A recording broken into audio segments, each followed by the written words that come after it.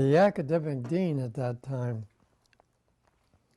was David Brandt, and he tried to play down the seriousness of it, tried to, for the college community. I think his line was, they know what they're doing at 3 Mile Island. The community reaction varied. Some headed out very quickly. I know that the community, some headed for Pittsburgh to the west. I won't say that there was a mass exodus,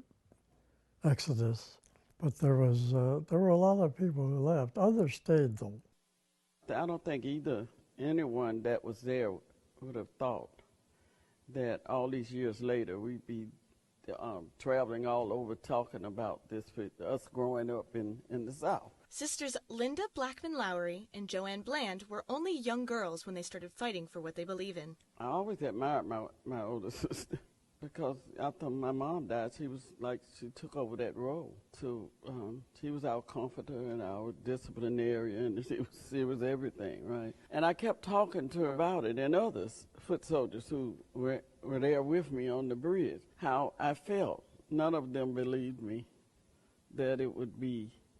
It was like a cleansing. You don't realize how much you've internalized till you start to talk about it. They hope students take away more than a lesson, but are inspired to make change. You see the things you have issue with.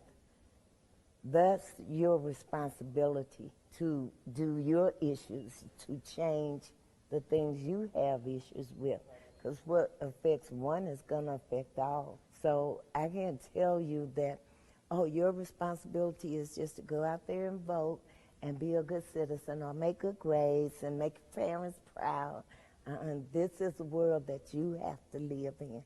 You see the things that are wrong with this world. My first book is titled Exhibiting Evangelicalism.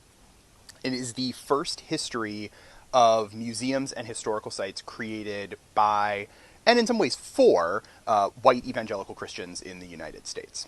The other reason that I took on this project, or kind of was interested in this project, had a lot to do with my fellow public historians. And the fact that public historians, especially in the United States, have a real problem talking about religion. A lot of the writing was stuff that I did getting up at like 4 or 5 in the morning and writing for an hour or two before I had to come and teach, or coming back from teaching and putting off grading for a little bit to get some writing done. Despite the challenges, he hasn't lost his love for writing. I've always loved writing, so being able to do this was really fun. His book is expected to be officially published and on the shelves by June this year. The project is part of an international organization called the International Institute for Peace Through Tourism. Over 4 years, these people had put together from a dream.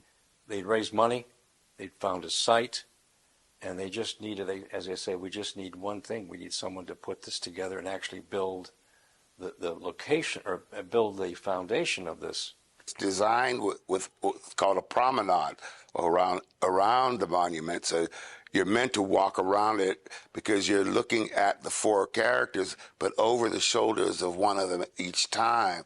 You see the story change like a kaleidoscope. The dignity of the characters shock people.